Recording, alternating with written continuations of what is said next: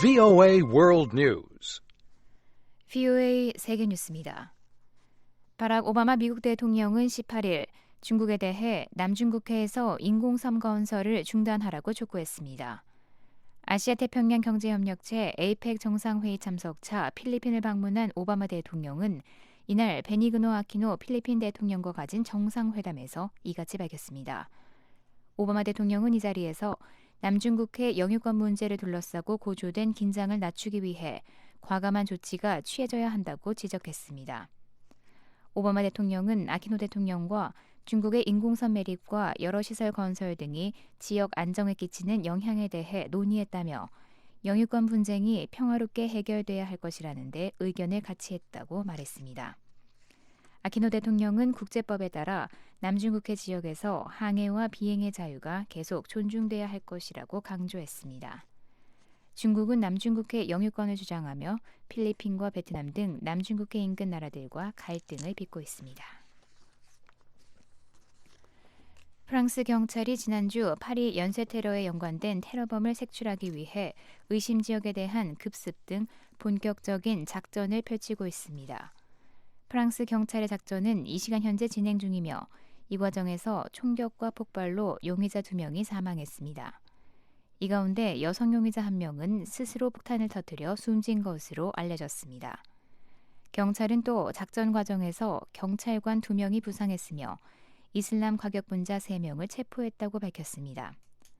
앞서 프랑스 관리들은 지난 13일 발생한 파리 연쇄 테러 사건에 직접 가담한 나머지 1명의 행방이 묘연하다고 밝혔습니다. 당시 테러 공격을 벌이다 경찰에 사살되는 등 사망한 공격범들은 모두 7명으로 축구 경기장 주변에서 3명, 콘서트장 안에서 3명, 그리고 인근 식당에서 1명입니다. 한편 프랑스와 벨기에 당국은 공격범 중 1명과 형제인 벨기에 태생의 살라 아브데슬람에 대해 체포영장을 발부했습니다. 이슬람 순위파 무장반군 ISIL이 18일 지난달 말 러시아 여객기를 추락시키는 데 쓰였다며 캠폭탄 사진을 공개했습니다. ISIL이 이날 인터넷에 공개한 사진에 따르면 이 폭발물은 탄산음료 캔과 기폭장치로 보이는 전기장치 등 비교적 간단한 구조로 되어 있습니다. ISIL은 또 숨진 승객의 것이라며 여권 사진도 함께 공개했습니다. 앞서 러시아 여객기는 지난달 31일 이집트 샤르멜 셰크를 이륙한 뒤 시나이 반도 상공에서 추락해 탑승자 224명이 모두 숨졌습니다. ISIL은 당시 이 공격이 자신들의 소행이라고 주장했지만 증거를 공개하지는 않았습니다.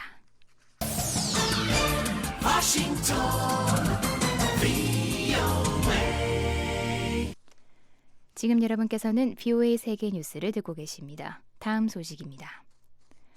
블라디미르 푸틴 러시아 대통령과 압델 파타 엘시시 이집트 대통령이 18일 양국 간 항공 서비스 운항 재개를 위한 첫 단계로 항공 보안 조치에 합의했습니다. 러시아는 지난달 이집트 상공에서 추락한 여객기 참사로 이집트를 오가는 모든 항공편의 운항을 중단했습니다. 두 정상의 이번 합의는 러시아 여객기 참사가 폭탄 테러에 의한 것이라는 발표가 있은 지 하루 만에 이뤄졌습니다. 이집트 정부는 엘시시 대통령이 푸틴 대통령과의 이날 전화통화에서 러시아 국민들의 고통을 이해한다며 위로의 말을 건넸다고 전했습니다.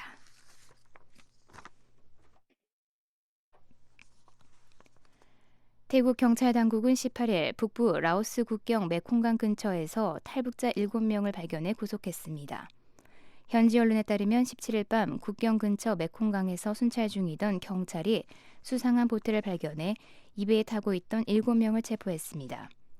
7명은 여권이 없었으며 경찰 조사 과정에서 북한에서 왔다고 진술한 것으로 알려졌습니다.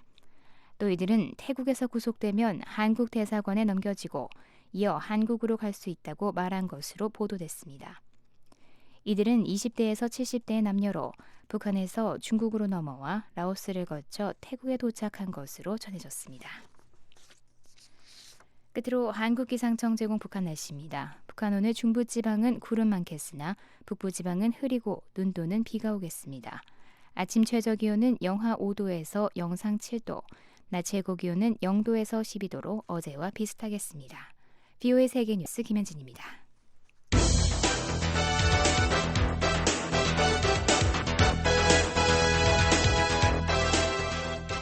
워싱턴 뉴스 광장.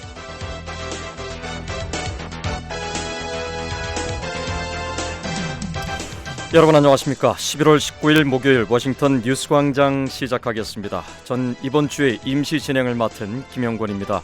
먼저 이 시간 전해드릴 한반도 주요 소식입니다. 반기문 유엔 사무총장의 북한 방문 여부를 놓고 언론들의 엇갈린 보도가 이어지고 있습니다. 마르치키 다르스만 유엔 북한 인권 특별보고관이 다음 주 한국을 방문해 북한의 인권 정보를 수집하고 북한의 인권 침해 책임자 처벌 방안을 논의합니다. 탈북자 9명이 베트남에서 붙잡힌 뒤 중국 공안에 넘겨져 북송될 위기에 처한 것으로 알려졌습니다. 선양으로 보냈다는 것은 곧 북송을 의미하는 것이기 때문에 사실 그 생명이 달린 일이어서 우리는 마음이 조급하고요. 이들을 살리기 위해서 노력을 북한이 해야 되겠죠. 세계보건기구 WHO의 기술 지원 아래 처음으로 전국적인 결핵 실태 조사를 실시하고 있습니다. 목요일인 오늘 북한은 중부지방에 구름이 많겠지만 북부지방은 흐리고 눈 또는 비가 오겠습니다. 아침 최저기온은 영하 5도에서 영상 7도, 낮 최고기온은 0도에서 12도로 어제와 비슷하겠습니다. 바다의 물결은 동해에서 2에서 3m로 높게 일다가 점차 낮아지겠고 서해는 0.5에서 1.5m로 일겠습니다. 첫 소식입니다. 북한 당국이 라선 경제무역지대 사업 활성화를 위해서 본격적인 투자 유치 활동에 나섰죠. 내년 노동당 대회를 앞두고 경제 분야에서의 성과를 내기 위한 의도란 분석인데요.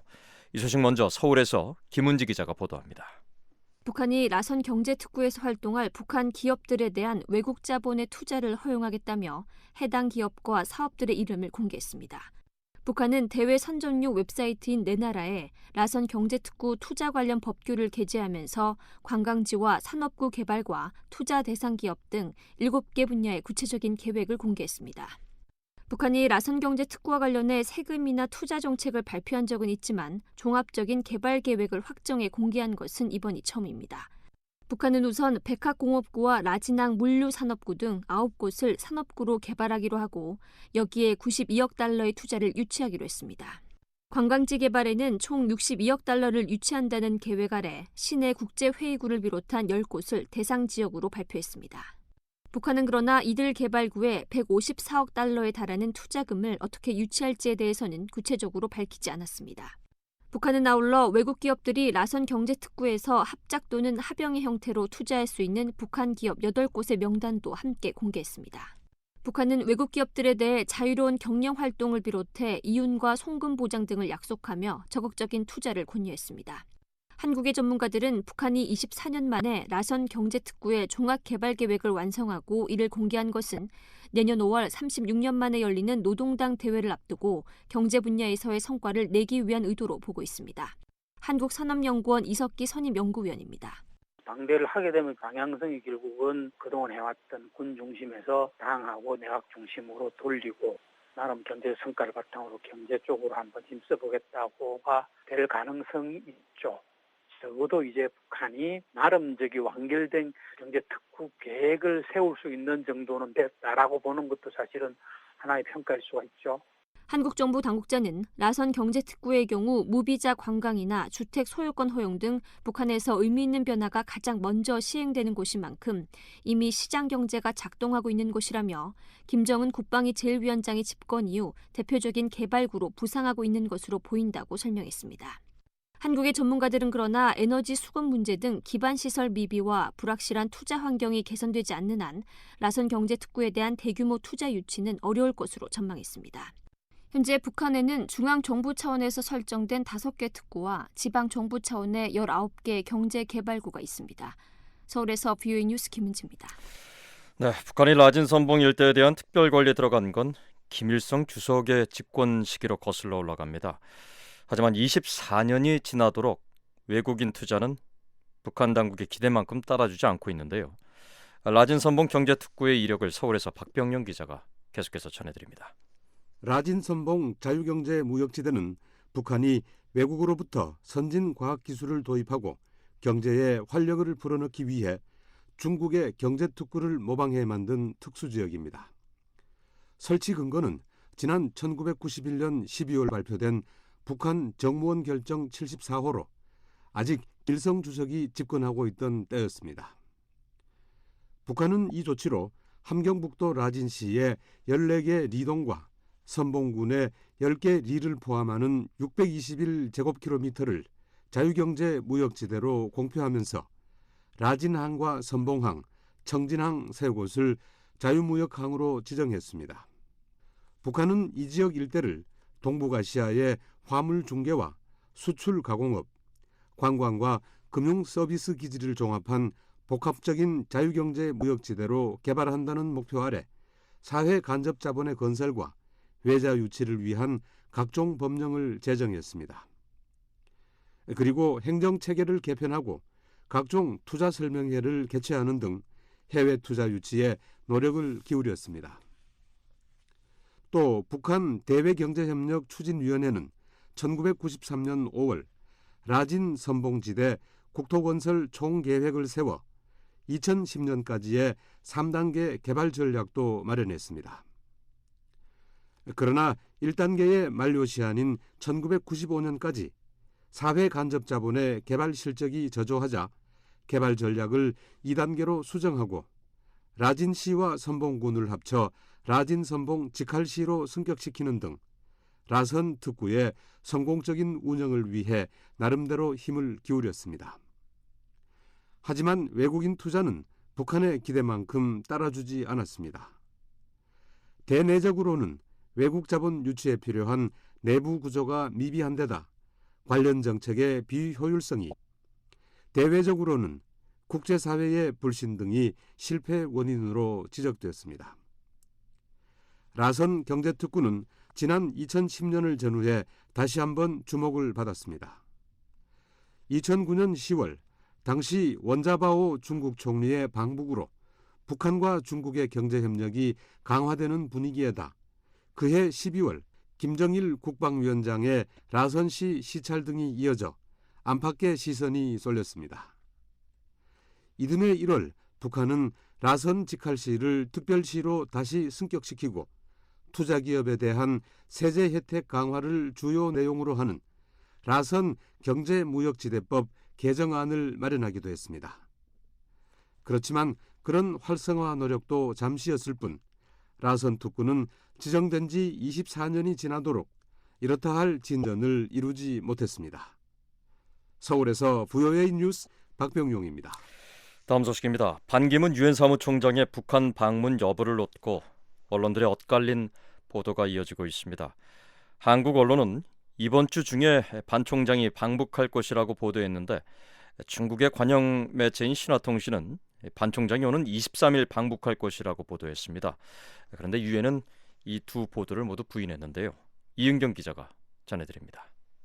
중국 관영 신화통신은 17일 반기문 유엔 사무총장이 오는 23일 나흘 일정으로 평양을 방문한다고 보도했습니다.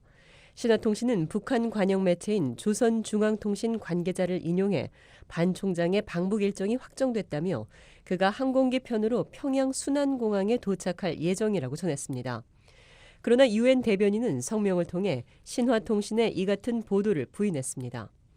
유엔 대변인은 반 총장은 다음 주 북한을 여행하지 않을 것이라며 다음 주 대부분을 뉴욕에 머물다가 오는 27일 개막하는 영연방 정상회의 참석을 위해 몰타를 방문한 뒤 현지에서 바로 오는 30일부터 프랑스 파리에서 열리는 유엔 기후변화협약 당사국 총회에 참석할 예정이라고 밝혔습니다. 유엔 대변인은 이어 반 총장은 한반도의 평화와 안정, 대화를 위해 북한을 포함해 건설적인 역할을 하기 원한다고 여러 차례 밝혀왔다고 덧붙였습니다. 신화통신에 앞서 한국의 연합뉴스는 반 총장이 이번 주 안에 방북할 것이라고 보도했지만 유엔은 이에 대해서도 부인했었습니다. 이와 관련해 반기문 총장과 북한 측 사이에 평양 방문 시기와 일정 등을 놓고 막판 조율이 여전히 진행 중이라는 관측이 나오고 있습니다. 특히 한국의 연합뉴스는 미국과 프랑스 등 유엔의 주요 상임 이사국들이 프랑스 파리에서 발생한 대규모 테러 사태 와중에 이뤄지는 반 총장의 방북을 선뜻 반기지 않을 수 있다는 얘기가 유엔 주변에서 나오고 있다고 보도에 주목됩니다. 북한은 미 국무부의 테러 지원국 명단에서는 제외됐지만 테러 근절 노력에 충분히 협조하지 않는 대테러 비협력국으로 지정돼 있습니다. VOA 뉴스 이은경입니다.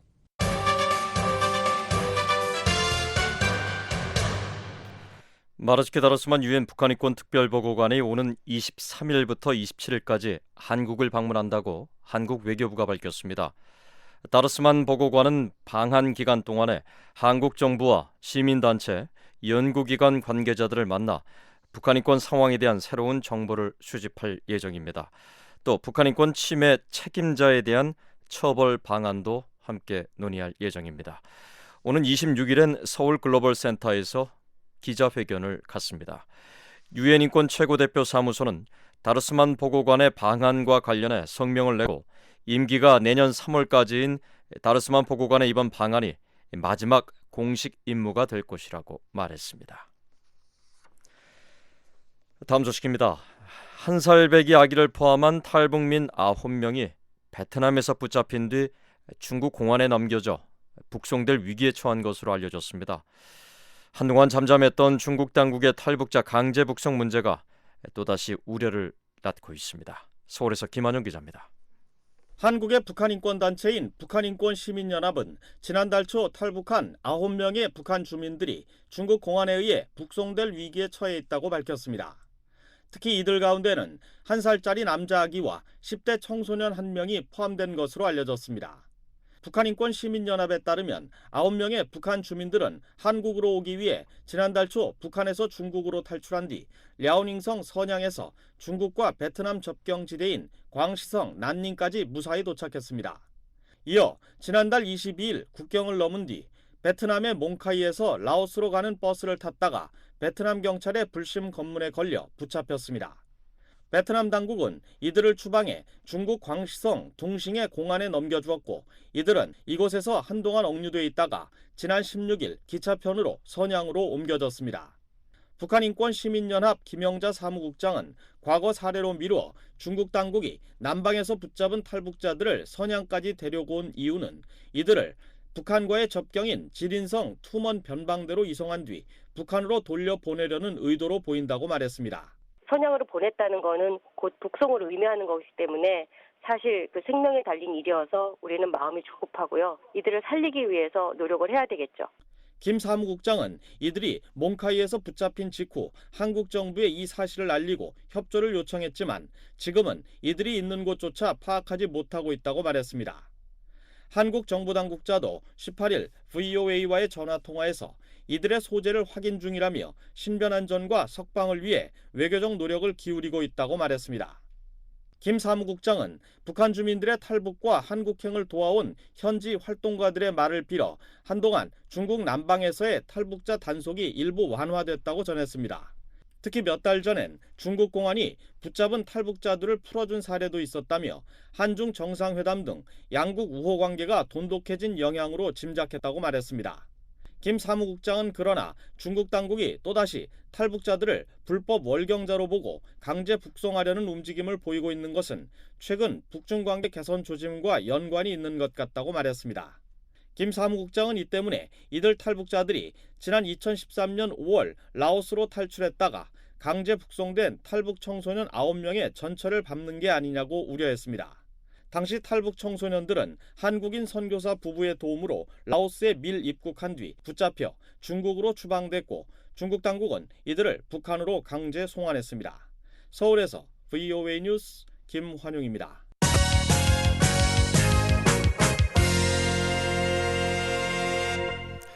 국제원자력기구 IAEA가 북한의 핵 문제 해결을 거듭 촉구했습니다. 북한의 핵시설에 접근할 수 없어 불확실성이 커지고 있다며 언제든 방북할 준비가 돼 있다고 밝혔는데요. 백성원 기자가 보도합니다. 아마노 유키야 IAEA 사무총장이 북한의 핵 프로그램을 심각한 우려 사안으로 거듭 규정했습니다. The nuclear program of the Democratic People's Republic of Korea remains a matter of serious concern. 아마노 총장은 17일 미국 뉴욕 유엔 본부에서 열린 유엔 총회에서 연례 핵 보고서를 발표하면서 북한 핵 문제를 거론했습니다. 특히 북한의 핵 시설에 접근할 수 없어 관련 활동을 감시하기 어려운 현실을 지적했습니다. The agency remains unable to undertake verification in the DPRK and our knowledge of the country's nuclear program is therefore limited. IAEA가 북한 내부에서 검증 작업을 진행하지 못해 북한 핵 프로그램을 파악하는 데 한계가 있다는 설명입니다. 아마노 총장은 IAEA가 북한의 요청이 있을 경우 언제든 북한으로 돌아갈 준비를 갖추고 있다고 말했습니다. 그러면서 북한은 IAEA 검증 요원들이 현장에 접근하지 못하는 동안 발생한 현안 등을 해결하는 데 즉각 협조하라고 촉구했습니다. BOA 뉴스 백성원입니다. 많은 전문가들이 동아시아의 군비 경쟁에 대해 우려를 표시해 왔는데요. 하지만 미국의 한 전문가는 전혀 다른 분석을 최근에 내놨습니다. 오히려 동아시아에서 국내 총생산 GDP 대비 국방비 지출은 줄고 있다는 건데요. 이현철 기자가 취재했습니다. 워싱턴의 민간단체인 프루킹스 연구소에서 17일 동아시아 지역의 군비 경쟁을 주제로 토론회가 열렸습니다. 이날 토론회에서 미국 서부 남캘리포니아 대학 한국학연구소의 데이비드 강 소장은 일반적인 통념과는 달리 동아시아에서는 군비 경쟁이 벌어지지 않고 있다고 말했습니다. There's no arms race. No matter how I judge it, no matter how I slice it, no matter whether you measure naval. 강 소장은 지난 25년 동안 동아시아 국가들의 국방비 지출 비율은 오히려 줄어드는 추세라고 말했습니다. 냉전 시대 3.5% 수준에 달했던 동아시아 국가들의 국내 총생산 GDP 대비 국방비 지출이 최근에는 1.8% 수준으로 50%나 줄었다는 겁니다. 강 소장은 특히 동아시아의 GDP 대비 국방비 비중을 남미와 비교하면서 군사적 긴장 요인이 더 많은 동아시아의 국방비 비중이 남미와 비슷한 수준이라고 말했습니다. 강 소장은 또 동아시아 각국의 국방비 지출을 보더라도 중국을 제외한 나머지 국가들의 국방비 지출은 별로 증가하지 않았다고 말했습니다. 일본의 경우에도 지난 20년간 국방비 지출이 거의 늘어나지 않았다는 겁니다. 강 소장은 동아시아 국가들이 이처럼 국방비 지출을 늘리지 않는 것은 영내 최강국으로 확실하게 자리매김한 중국을 위협으로 여기지 않기 때문이라고 풀이했습니다. It's unthinkable. Nobody thinks China wants to be again like Japan 100 years ago and just go through. 중국이 100년 전 일본과 같이 자신들을 침략할 것이라고 생각하는 나라는 전혀 없다는 겁니다. 강 소장은 국경 분쟁 등 일부 분쟁이 있지만 동아시아에서 생존 자체를 우려하는 나라는 타이완과 북한 두 나라밖에 없다고 말했습니다. 이런 상황에서 동아시아 국가들이 국방비 지출을 늘리지 않는 것은 놀랄 일이 아니라는 설명입니다. 강 소장은 특히 동아시아 국가들은 중국과 공존해야 한다는 점을 인정하고 있다고 덧붙였습니다. 강 소장은 미국의 동아시아 정책도 이런 추세를 반영해야 한다고 주장했습니다. It's diplomacy, it's economics, and then it's military. So military is not important. Of course it's important, but I think the other. 외교와 경제적 접근이 우선돼야 하고 군사적 접근은 그 다음이란 지적입니다. 물론 군사 분야가 중요하지 않은 것은 아니지만 그동안 외교와 경제적인 접근이 충분한 관심을 받지 못했다고 강 소장은 밝혔습니다. 그러면서 이런 의미에서 오바마 행정부의 아시아 재균형 정책은 올바른 방향이라고 말했습니다. 하지만 모든 전문가들이 동아시아에서 군비 경쟁이 없다는 강 소장의 주장에 동의하는 것은 아닙니다. 상당수 전문가들은 중국의 군사력 증강과 집단적 자위권 행사를 용인하는 일본의 안보 관련법 제정과 개정, 중국과 필리핀, 베트남 등의 남중국해 영유권 분쟁 등으로 동아시아에서 군비 경쟁이 가속화할 것이라고 우려하고 있습니다. 특히 일부 전문가들은 동아시아 지역 내 군비 경쟁이 미국과 옛소련 간의 냉전 이후 보지 못한 규모와 속도로 벌어지고 있다고 지적하고 있습니다. BOA 뉴스 이현철입니다.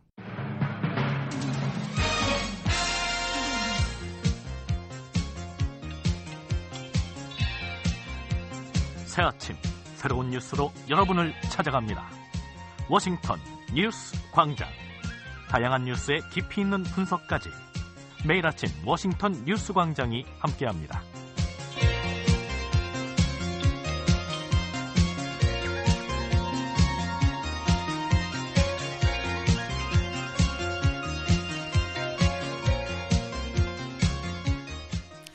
다음 소식입니다. 북한이 세계보건기구 WHO의 기술 지원을 받으면서 처음으로 전국적인 결핵 실태 조사를 실시하고 있습니다. 내년 중순쯤에 끝날 예정인데요.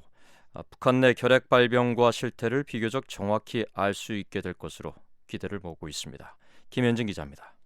북한 정부가 처음으로 북한 전역에서 결핵 실태 조사를 실시하고 있다고 유엔 산하 유니세프가 밝혔습니다. 유니세프 아시아 지역 사무소의 앤드류 브라운 대변인은 18일 VOA에 보낸 이메일에서 지난 6월 북한 보건성이 세계보건기구 WHO의 기술 지원 아래 예비 조사를 실시한 데 이어 10월부터 본격적인 조사를 시작했다고 말했습니다. 이와 관련해 세계보건기구에서 전 세계 결핵 실태 조사를 담당하고 있는 이쿠시 오노자키 연구원은 VOA에 북한 내 100개 지역에서 7만여 명을 대상으로 결핵 감염률과 유병률 등을 조사한다고 말했습니다. Then those selected sites, then then sometimes village is bigger. Then we make the block of the village. 북한 내 57개 도시와 38개 농촌 지역 그리고 5개 특별지정구역에서 무작위로 조사 대상을 선정한 뒤 그중 15세 이상 주민 700명을 대상으로 조사를 실시한다는 설명입니다. 이들은 개인 면담과 흉부 X선 검사, 결핵균 검사 등을 통해 결핵 감염 여부 등을 검사받게 됩니다. 오노자키 연구원은 이번 조사를 통해 북한 내 결핵 환자의 규모와 문제점을 구체적으로 파악할 수 있을 것이라고 강조했습니다. 유니세프의 브라운 대변인은 이번 조사에 필요한 예산은 미화 140만 달러 정도로 이 가운데 90만 달러를 세계 기금이 지원하고 나머지는 북한 보건성이 맡는다고 밝혔습니다. 조사에 필요한 설비 등은 세계기금이 지원한 자금으로 유니세프가 모두 구입을 마친 상태라고 브라운 대변인은 말했습니다. 세계보건기구는 전 세계 어느 나라에서든 결핵 발병과 실태를 정확히 알 수 있는 유일한 방법은 전국적인 실태 조사라며 이런 과정을 통해 결핵을 통제하고 상황을 개선하는 데 도움이 될 것이라고 밝혔습니다.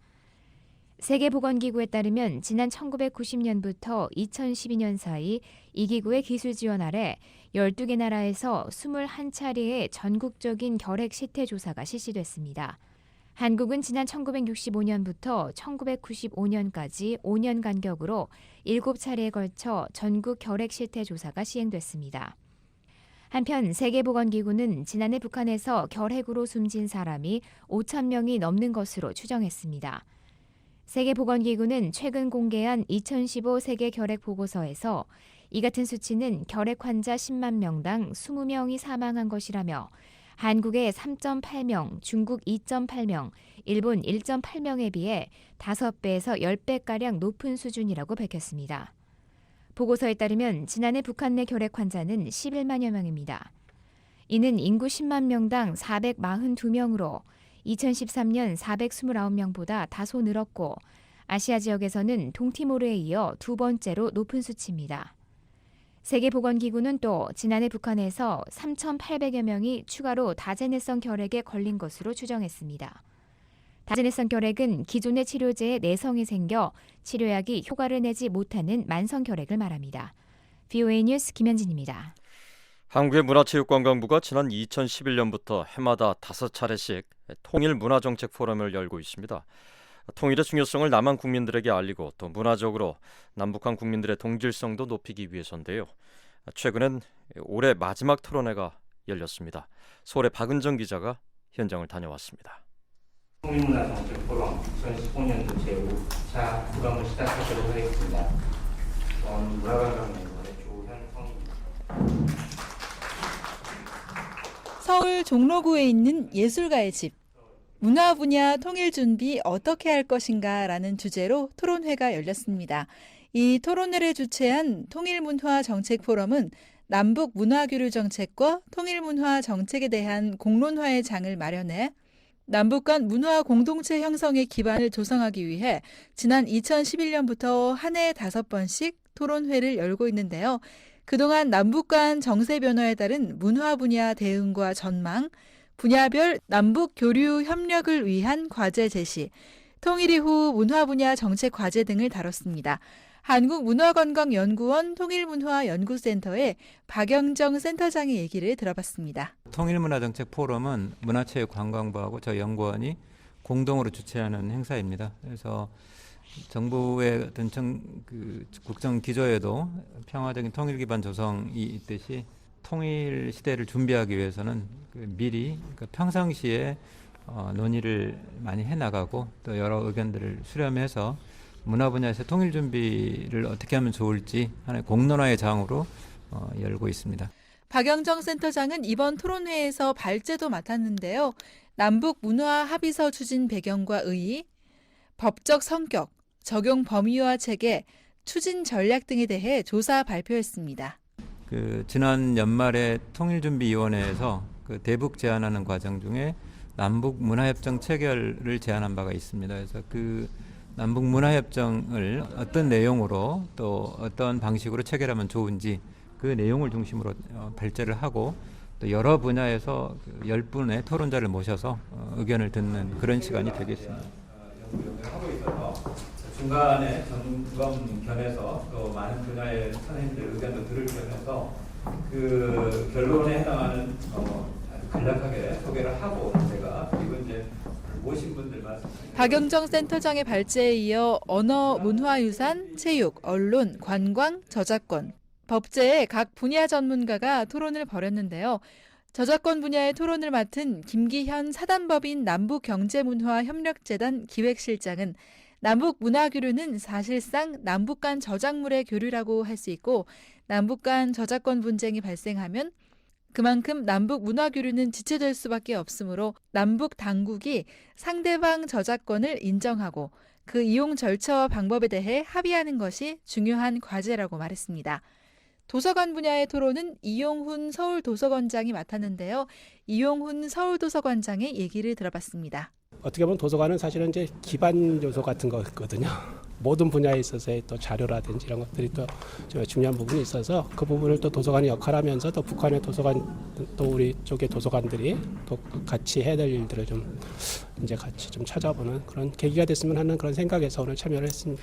이용훈 관장은 또 국가서지 공동 작성을 시작으로 단계적으로 향후 통합을 대비한 사전 준비를 해 나가야 할 것이라고 말했습니다. 어떤 사상들을 갖고 있는 건데 또 그렇지 않은 부분들도 있으니까 단계적으로 논의가 가능할 것 같습니다. 예를 들자면 사상적인 문제들은 좀 나중에 좀 더 논의가 필요하겠지만 과학기술이라든지 언어라든지 이런 것들은 또 충분히 자료로 또 그리고 고전들 있죠. 고서들 이런 것들은 사실은 이제 서로가 또 충분히 협력해서 우리 같이 문제를 좀 하나하나 풀어가는데 단계적인 그런 접근은 가능할 것 같습니다. 체육 분야의 토론을 맡은 김동선 경기대학교 스포츠경영학과 교수는 독일의 사례에서 서독 방송 매체를 통한 동서독 체육 교류에 대한 보도의 증가는 이에 대한 여론의 관심을 모을 수 있었고 이것이 동독 정부에 의해 체육 교류를 강화하게 했다는 것을 강조했습니다. 관광 분야는 한국관광공사의 박병직 남북관광센터장이 토론자로 나섰는데요. 박병직 센터장은 먼저 북한의 최근 관광정책의 변화에 대해 짚었습니다. 북한의 관광정책도 굉장히 많이 변하고 있는 것 같습니다. 예를 들면 이제 그 관광 인프라를 많이 이제 구축을 하고 있는데요. 김정은 위원장이 외국인 관광 프로그램 개발이라든지 호텔 등 숙박시설 등 인프라 개선을 지시하고 나서는 북한의 인프라 체제가 상당히 많이 변화되고 있고 또 관광 상품도 그 소비자의 니드, 고객의 니즈에 맞는 그런 상품으로 많이 변화되고 있습니다. 박병직 센터장은 남북한의 특수한 상황이 오히려 다른 국가와는 차별화되며 한반도를 국제 관광 매력지로 홍보하고 선진국으로 도약할 수 있는 관광 협정 체결이 바람직하다고 말했습니다. 우리 정부가 이제 핵심적으로 추진하고 있는 그 유라시아 이니셔티브를 통해서 우리 한반도가 세계적인 관광 목적지가 되고 또 다양한 연계 상품 개발을 통해서 우리나라가 이제 관광객이 2천만, 3천만 시대로 나가는 그런 계기가 되고 관광 선진국으로 도약할 것을 기대하게 됩니다. 관광 협정의 체결이라든지 또 문화 협정의 체결 이런 부분이 이제 필요하다고 보고 그런 부분에서 이제 접점을 마련해서 공동 협력의 방향으로 나가야 될 것으로 그렇게 생각합니다. 그 밖에 무형문화유산 분야의 토론을 맡은 김덕순 유네스코 아태무형문화센터 교류협력팀장은 남북 문화 교류 및 협력 활동은 유네스코 등 국제기구와의 협력을 포함하며 다자 간 교류와 협력 체제도 강화돼야 한다고 말했습니다. 그런데 그 문화 분야의 통일 준비는 문화 분야가 매우 넓은 만큼 이번 제5차가 2015년 통일문화정책 포럼의 마지막 일정인데요. 내년에도 통일문화정책 포럼은 꾸준히 이어질 예정입니다. 서울에서 VOA 뉴스 박은정입니다.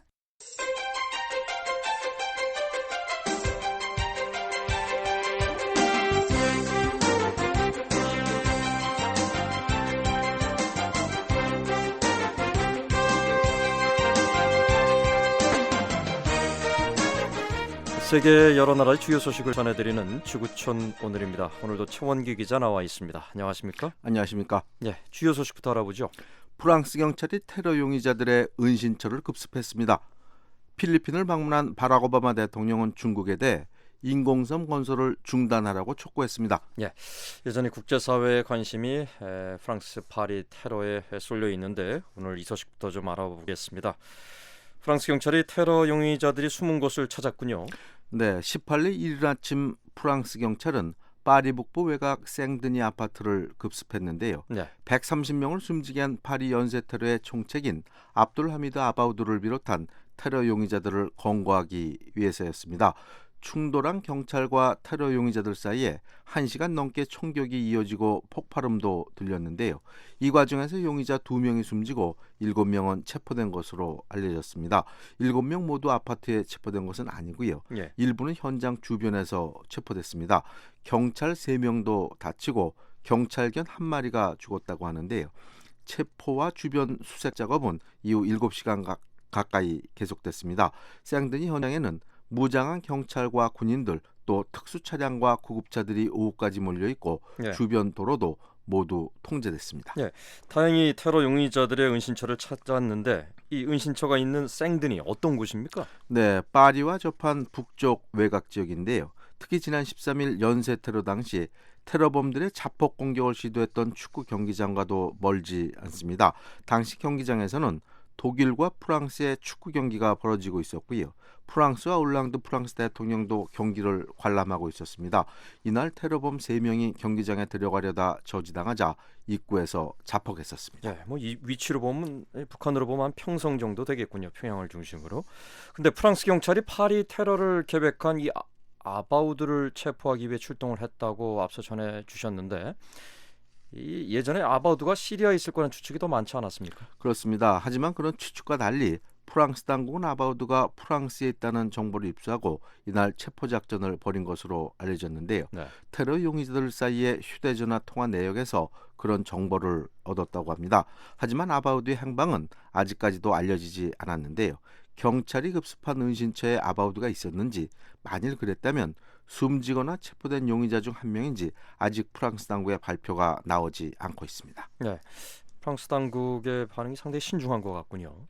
그렇습니다. 여전히 그 용의자를 추적 중이기 때문인데요. 예. 프랑스 경찰은 당초 이번 테러 당시 자폭하거나 사살된 범인 7명 외에 현장에 최소한 2명 더 있었고 최대 20명이 연루된 것으로 보고 있습니다. 경찰의 수사 상황이 공개됐을 때 용의자들이 이를 보고 달아날 가능성이 있기 때문에 내용을 거의 공개하지 않고 있습니다. 네, 어제 저희가 자세히 전해드렸습니다만 이 아바우드 벨기에 국적자였죠? 그렇습니다. 모로코 출신으로 벨기에에서 자랐는데요. 네. 이번 파리 연쇄 테러 공격에는 벨기에 출신 프랑스 국적 형제가 연루됐습니다. 아바우드는 이들과도 오랜 친분이 있었다고 하는데요. 예. 아바우드는 지난 1월 벨기에에서 테러 공격을 모의했다가 경찰에 발각되면서 추적을 피해 시리아로 달아났었는데요.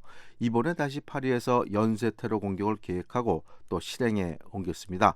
한편 새롭게 알려진 내용도 있는데요. 미국도 이미 아바우드를 주시하고 있었다는 얘기입니다. 아바우드는 시리아에서 미군의 공격 목표 중 한 명이었지만 위치를 파악하지 못해서 실제로 그를 겨냥한 공습은 이루어지지 않았다고 미국 언론들이 당국자를 인용해 보도했습니다. 네, 앞서 7명이 체포됐다고 했는데 용의자들의 그 신원도 공개가 됐습니까? 아직은 공개가 안 됐습니다. 프랑스 경찰은 용의자 7명을 체포했다면서 그 숫자만을 공개했는데요. 또 이들의 신원을 계속 확인 중이라고 말했습니다.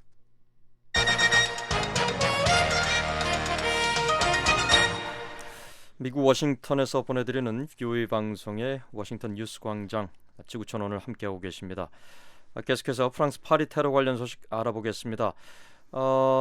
앞서서 이 은신처를 급습했다고 했는데 프랑스 경찰이요. 그럼 경찰의 체포 작전이 이제 끝난 겁니까? 프랑스 올랑드 프랑스 대통령이 테러 용의자 체포 작전을 벌인 사실을 직접 발표하면서 상황이 종료됐다고 언급했습니다. 따라서 더 이상 위험이 남아있지는 않은 것으로 보이는데요. 네. 프랑스 경찰이 이날 급습한 곳은 생드니의 같은 거리에 있는 아파트 두 곳인데요. 경찰들이 아파트에서 조금 떨어진 교회에 조심스럽게 진입하는 모습도 보였지만 내부 상황에 대해선 알려진 것이 없습니다. 사망한 용의자 가운데 여성도 있다고요? 그렇습니다. 경찰이 들이닥치자 여성 용의자 한 명이 자폭한 것으로 알려졌는데요. 앞서 2명이 사망했다고 말씀드렸는데 다른 한 명은 남성으로 경찰의 총에 맞아 숨졌습니다. 특히 프랑스 당국에 따르면 이들이 새로운 테러 공격을 계획했고 실행에 옮기기 직전이었다고 하는데요. 사실이라면 프랑스 경찰이 또 다른 대형 참사를 막은 것입니다. 네. 올란드 대통령은 경찰의 작전이 성공을 거둔 데 대해 축하하면서 부상당한 경찰에 대해선 위로를 보냈습니다. 예. 이번 테러로 프랑스가 상당히 어수선하고 또 공포를 느끼는 시민들도 많을 텐데 또 텔레비전을 보니까 그런 시민들을 위해서 피아노를 거리에서 치고 또 무슬림 신자지만 또 거리의 시민들을 이렇게 안아주는 그런 따뜻한 모습도 보였는데 올랑드 대통령 역시 이 테러 위협에 맞서서 국민의 단합을 거듭 강조했네요. 네, 올랑드 대통령은 프랑스 전국 시장들이 모인 회의에서 경찰의 테러 용의자 체포 작전에 대해 직접 발표했는데요. 네. 올랑드 대통령 프랑스는 전쟁 중에 있다 이렇게 말하면서 온 국민이 단결할 것을 촉구했습니다. 프랑스는 테러의 배후인 이슬람 극단주의 무장 세력 ISR을 응징하기 위해 시리아 라카의 ISR 근거지에 대한 공습을 강화했는데요. 올랑드 대통령은 시리아에서의 군사 작전을 지원하기 위해 항공모함 샤를르 드골호를 인근 해상으로 파견했다고 밝혔습니다. 예. 또 테러 세력에 대응한 국제사회의 광범위한 협력을 이끌어낼 것이라고 다짐했는데요.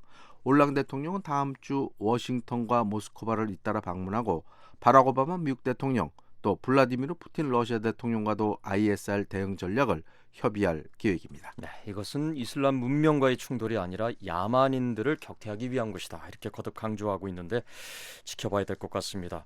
그런데 러시아도 이미 시리아 라카에 대한 공습을 강화하고 있다는 소식이 있지 않았습니까? 그렇습니다. 러시아도 지난달 31일 이집트 상공에서 발생한 자국 여객기 추락 사건이 폭탄 테러에 의한 것으로 결론지었는데요. 예. 러시아는 이미 ISR의 수도 라카에 대한 공습을 강화했다고 밝혔습니다.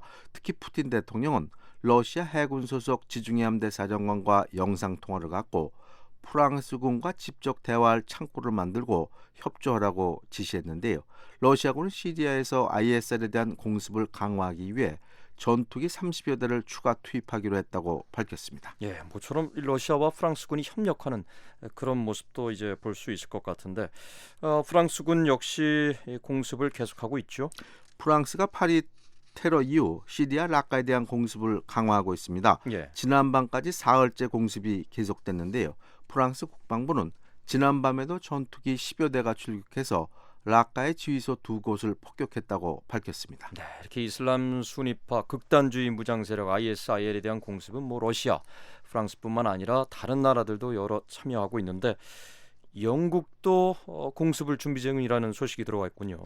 데이비드 캐머런 영국 총리가 의회에서 라카에 대한 공습 승인을 요청했습니다. 네. ISIL이 영국도 테러 공격의 목표로 정한 것으로 알려지면서 입장을 바꾼 건데요.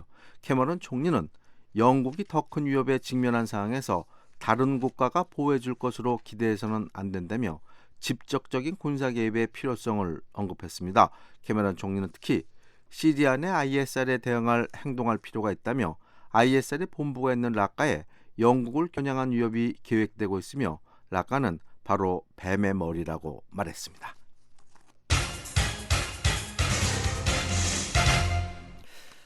VOA 방송의 워싱턴 뉴스 광장 지구촌 오늘 최원기 기자와 함께하고 있습니다.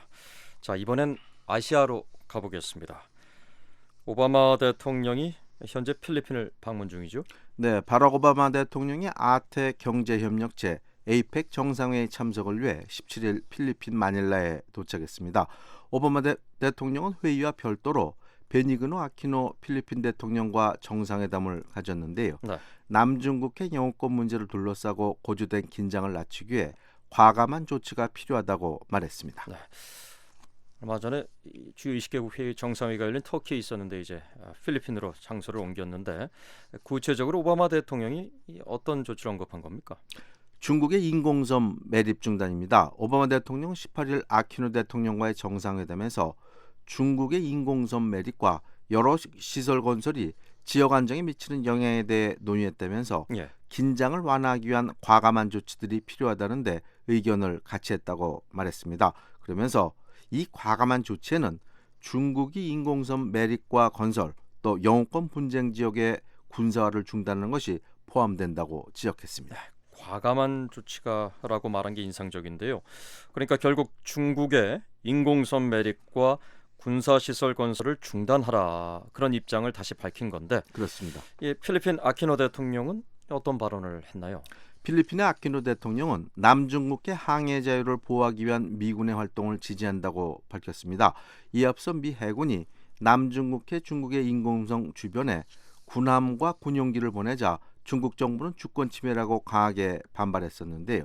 하지만 아키노 대통령은 미군이 필리핀 군기지를 이용해 지역 안정과 질서를 지키고 긴장을 완화하기 위한 활동을 벌이는 것을 지지한다고 말했습니다. 네, 항행의 자유, freedom of navigation이라고 하죠. 그러니까 한 나라가 일방적으로 자기네 영유권을 주장하지 않기 위해서 국제 수역을 미국이 이렇게 다니면서 지난 수십 년 동안 해온 그것이 바로 항행의 자유인데 중국은 이런 어떤 오바마 대통령과 필리핀 아키노 대통령의 정상회담 결과에 대해서 어떤 반응을 보이고 있나요?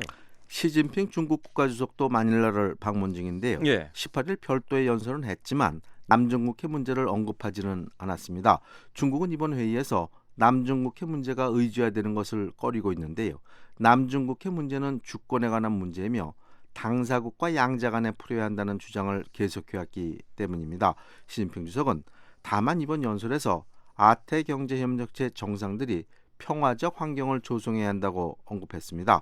한편 중국 외교부는 미국 정부의 그 같은 지적을 거부했는데요. 예. 흥내의 대변인은 정례 브리핑에서 중국의 남중국해 인공섬 매립은 완전히 중국의 주권 범위에 속하는 것이며 다른 나라가 간섭할 일이 아니라고 주장했습니다. 또 인공섬 매립을 중단하라는 오바마 대통령의 요구에 대해 중국이 아니라 오히려 미국이 남중국해 문제를 부각시키고 긴장을 조성하는 행위를 멈춰야 한다고 말했습니다. 기존의 입장을 그러니까 되풀이한 셈이네요. 그렇습니다. 예, 다시 아시아태평양 경제협력체 APEC 회의로 돌아가 보겠습니다. 이번 정상회의에 각국의 여러 정상들이 참석해서 또 현안들을 논의하고 있는데 한국의 박근혜 대통령도 참석했죠? 네, 한국의 박근혜 대통령도 아시아 태평양 경제협력체 즉 APEC 정상회의 참석차 필리핀 마닐라를 방문했는데요. 18일 박근혜 대통령은 베니그노 아키노 필리핀 대통령과 정상회담을 가졌습니다. 네, 두 정상이 만나서 어떤 논의를 했나요? 네, 한국과 필리핀 정상은 이번 정상회의에서 양국 간 협력 증진, 한반도 정세, 또 한국 국민 보호 강화 등에 대해서 의견을 교환했는데요. 박 대통령은 이날 회담에서 네. 연간 160만 명 이상의 인적 교류와 10,000명을 초과하는 한국 내 결혼 이민자는 양국 간 관계 발전에 토대가 되고 있다 이렇게 말하면서 예. 필리핀 당국이 한국민 보호에 힘써달라고 말했습니다. 최근 한국인들이 필리핀에서 납치되거나 피살된 사건이 있었는데요. 예. 한국민을 좀 더 안전하게 보호해달라고 필리핀 당국에 촉구한 겁니다. 네. 그러니까 앞서 10,000명을 초과하는 한국 내 결혼 이민자라고 하셨는데 그러니까 그 필리핀 여성과 한국 남성 간에 결혼한 그 필리핀 여성의 수가 10,000명을 넘는다 이런 얘기인가요? 그렇습니다. 네, 흥미롭군요. 자, 두 정상이 만났으니 이제 여러 현안을 얘기했습니다만은 경제 문제를 빼놓을 수 없겠죠. 네, 경제 문제도 논의했습니다. 박근혜 대통령은 필리핀 정부가 계획 중인 라구나 호안 고속도로 또 상글라 포인트 국제공항 같은 대형 건설 사업에 한국 기업들이 참여할 수 있기를 기대했습니다. 예. 이에 대해 아키노 대통령은 한국 기업들의 적극적인 참여를 기대한다고 답한 것으로 알려졌습니다. 예, 끝으로 저희가 여러 번 설명해 드렸습니다만 이 APEC 아시아 태평양 경제협력체가 무엇인지 간단하게 설명해 주시죠. 네, 아시아 태평양 경제협력체 APEC은 지난 1989년 출범한 아시아 태평양 지역의 다자 협의체인데요. 현재 미국, 중국, 한국, 일본 등 21개국 정상들이 정기적으로 모여서 무역, 경제협력 또 정치 현안을 논의하는 다자간 협의체로 자리 잡았습니다. 네, 이렇게 그 다자회의이기 때문에 또 정상들이 별도로 만나서 양자 정상회담도 갖고 때로는 또 3자 회담도 갖고 하는데요. 어떤 결과가 나올지 지켜봐야 될 것 같습니다. 자, 오늘 여기까지 듣겠습니다. 지구촌 오늘 차원기 기자와 함께했습니다.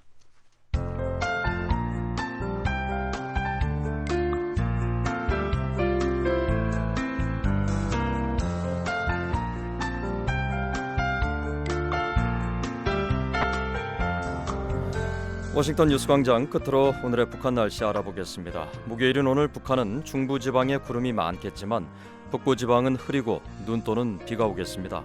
아침 최저기온은 영하 5도에서 영상 7도, 낮 최고기온은 0도에서 12도로 어제와 비슷하겠습니다. 바다의 물결은 동해에서 2에서 3m로 높게 일다가 점차 낮아지겠고요. 서해는 0.5에서 1.5m로 일겠습니다. 금요일인 내일은 북부지방을 중심으로 눈 또는 비가 오다가 아침에 서쪽 지방부터 점차 그치겠습니다. 하지만 함경도 동해안 지방은 오후까지 이어지는 곳이 있겠습니다. 기온은 오늘과 비슷할 것으로 예상됩니다. 지역별로 날씨 살펴보겠습니다. 평양은 오전에 흐리고 오후엔 구름 많겠습니다. 아침 최저기온은 6도, 낮 최고기온은 11도까지 오르겠습니다. 신의주는 오전에 흐리고 한때 비가 오다가 오후엔 흐린 날씨 보이겠습니다. 아침 최저기온은 3도, 낮 최고기온 7도까지 오르겠습니다. 황해도 해주는 구름 많겠고요. 아침 최저 7도, 낮 최고 12도. 개성 역시 구름 많겠고 아침 최저기온은 5도, 낮 최고기온은 11도 되겠습니다. 강원도 봅니다. 원산은 오전에 흐리고 한때 비가 오다가 오후엔 구름 많겠습니다. 아침 최저기온은 4도, 낮 최고기온은 8도 되겠습니다. 함경남도 함흥은 흐린 날씨 보이겠습니다. 아침 최저기온은 2도, 낮 최고기온은 8도고요. 함경북도 청진은 흐린 가운데 가끔 눈이 오겠습니다. 아침 최저 0도, 낮 최고기온은 4도. 량강도 해산 역시 흐린 가운데 눈이 예상됩니다. 아침 최저 0도, 낮 최고 4도. 자강도 강계 역시 흐린 가운데 눈이 올 것으로 예상됩니다. 아침 최저 기온은 1도, 낮 최고 기온은 4도에 머물겠습니다. 이상 한국기상청 제공 오늘의 북한 날씨였습니다. 오늘 워싱턴 뉴스광장은 여기까지입니다. 저는 김영권이었고요. 오늘도 저희 VOA 방송 애청해 주셔서 고맙습니다. 끝으로 세계 뉴스 이어지겠습니다.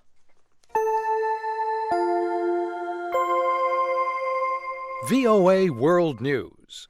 VOA 세계 뉴스입니다. 바락 오바마 미국 대통령은 18일 중국에 대해 남중국해에서 인공섬 건설을 중단하라고 촉구했습니다. 아시아 태평양 경제협력체 APEC 정상회의 참석차 필리핀을 방문한 오바마 대통령은 이날 베니그노 아키노 필리핀 대통령과 가진 정상회담에서 이같이 밝혔습니다. 오바마 대통령은 이 자리에서 남중국해 영유권 문제를 둘러싸고 고조된 긴장을 낮추기 위해 과감한 조치가 취해져야 한다고 지적했습니다. 오바마 대통령은 아키노 대통령과 중국의 인공섬 매립과 여러 시설 건설 등이 지역 안정에 끼치는 영향에 대해 논의했다며 영유권 분쟁이 평화롭게 해결돼야 할 것이라는 데 의견을 같이 했다고 말했습니다. 중국은 남중국해 영유권을 주장하며 필리핀과 베트남 등 남중국해 인근 나라들과 갈등을 빚고 있습니다. 이슬람 극단주의 무장 세력 ISIL이 18일 노르웨이인과 중국인 인질 1명씩을 처형했다고 주장했습니다. ISIL은 자신들의 인터넷 영문 잡지에 비이슬람 국가와 조직에 의해 버려진 뒤 처형됐다는 설명과 함께 시신으로 보이는 사진을 실었습니다. 이들이 언제 어디서 어떻게 사살됐는지는 명확하지 않습니다. 살해된 중국인 인질은 베이징 출신의 컨설턴트 판징휘 씨며 노르웨이 인질은 오슬로 출신의 올레 요한 그림스가르드 오프스타트 씨인 것으로 보입니다. 앞서 IS는 같은 매체 9월 5회 이 두 인질들의 신원을 밝히며 몸값을 요구해왔습니다. 한편 이슬람 순위파 무장반군 IS는 18일 지난달 말 러시아 여객기를 추락시키는 데 쓰였다며 캠폭탄 사진을 공개했습니다. ISIL이 이날 인터넷에 공개한 사진에 따르면 이 폭발물은 탄산음료 캔과 기폭장치로 보이는 전기장치 등 비교적 간단한 구조로 되어 있습니다. ISIL은 또 숨진 승객의 것이라며 여권 사진도 함께 공개했습니다. 앞서 러시아 여객기는 지난달 31일 이집트 샤를름 엘셰이크를 이륙한 뒤 시나이 반도 상공에서 추락해 탑승자 224명이 모두 숨졌습니다. ISIL은 당시 이 공격이 자신들의 소행이라고 주장했지만 증거를 공개하지는 않았습니다. 태국 경찰 당국은 18일 북부 라오스 국경 메콩강 근처에서 탈북자 7명을 발견해 구속했습니다. 현지 언론에 따르면 17일 밤 국경 근처 메콩강에서 순찰 중이던 경찰이 수상한 보트를 발견해 이 배에 타고 있던 7명을 체포했습니다. 7명은 여권이 없었으며 경찰 조사 과정에서 북한에서 왔다고 진술한 것으로 알려졌습니다. 또 이들은 태국에서 구속되면 한국 대사관에 넘겨지고 이어 한국으로 갈 수 있다고 말한 것으로 보도됐습니다. 이들은 20대에서 70대의 남녀로 북한에서 중국으로 넘어와 라오스를 거쳐 태국에 도착한 것으로 전해졌습니다. 워싱턴 VOA. 지금 여러분께서는 VOA 세계 뉴스를 듣고 계십니다. 다음 소식입니다. 블라디미르 푸틴 러시아 대통령과 압델 파타 엘시시 이집트 대통령이 18일 양국 간 항공 서비스 운항 재개를 위한 첫 단계로 항공 보안 조치에 합의했습니다. 러시아는 지난달 이집트 상공에서 추락한 여객기 참사로 이집트를 오가는 모든 항공편의 운항을 중단했습니다. 두 정상의 이번 합의는 러시아 여객기 참사가 폭탄 테러에 의한 것이라는 발표가 있은 지 하루 만에 이뤄졌습니다. 이집트 정부는 엘시시 대통령이 푸틴 대통령과의 이달 전화통화에서 러시아 국민들의 고통을 이해한다며 위로의 말을 건넸다고 전했습니다. 한국이 2018 러시아 월드컵 2차 예선에서 라오스를 상대해 대승을 거뒀습니다. 한국 축구대표팀은 17일 라오스 국립경기장에서 열린 G조 6차전 원정 경기에서 각각 2골씩을 기록한 기성용과 손흥민을 앞세워 라오스를 5대0으로 꺾었습니다. 한편 일본도 같은 날 치러진 2조 2차 예선 원정 경기에서 약체 캄보디아를 2대0으로 이겼습니다. 일본은 후반 6분 캄보디아 수비수의 자책골로 선제점을 얻었으며 경기 종료 직전인 후반 45분 혼다 게이스케의 헤딩골로 추가점을 기록했습니다. 끝으로 한국기상청 제공 북한 날씨입니다. 북한 오늘 중부지방은 구름 많겠으나 북부지방은 흐리고 눈 또는 비가 오겠습니다. 아침 최저기온은 영하 5도에서 영상 7도, 낮 최고기온은 0도에서 12도로 어제와 비슷하겠습니다. VOA 세계뉴스 김현진입니다. 지금까지 여러분께서는 VOA 한국어 아침방송을 들으셨습니다. VOA 아침방송은 매일 아침 3시 30분부터 5시 30분까지 2시간 동안 단파 5875, 7365, 7485kHz로 보내드리고 있습니다. VOA 저녁 방송은 밤 7시 30분부터 11시 30분까지 4시간 동안 중파 1188kHz로 보내드립니다. 단파로는 밤 8시 30분부터 11시 30분까지 3시간 동안 7460kHz, 11990kHz로 보내드리고 있습니다. 또 밤 8시 30분부터 9시 30분까지 1시간 동안은 단파 9490kHz, 밤 9시 30분부터 11시 30분까지 2시간 동안은 단파 11935kHz로도 들으실 수 있습니다. VOA 방송은 인터넷으로도 청취하실 수 있습니다. 인터넷 웹사이트 주소는 www.voakorea.com입니다. 함께해 주신 여러분께 감사드립니다. 그럼 다음 방송 시간까지 안녕히 계십시오.